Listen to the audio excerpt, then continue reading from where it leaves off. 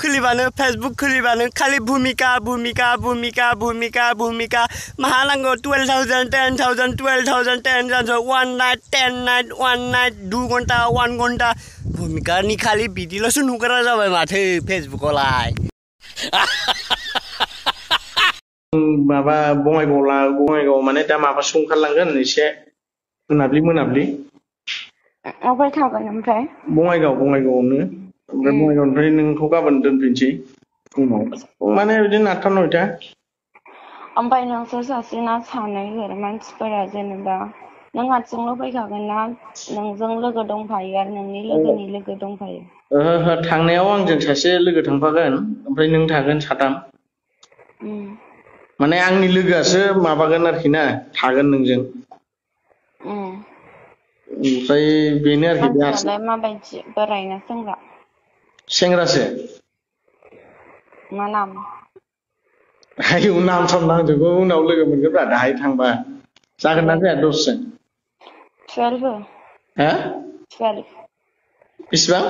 12 10 लादो दे उनाव लोगो मोनबाय थाखागोन ना ओमफ्राय माहाय थागोन ओमफ्राय जायगाया बङाइगाव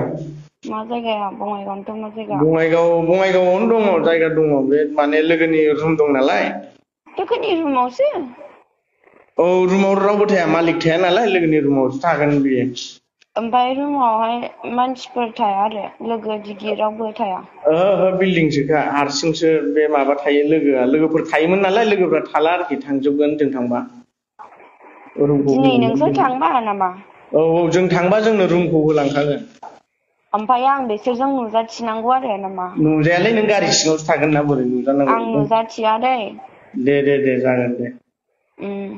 होमबा र' आं नोंनो दा माने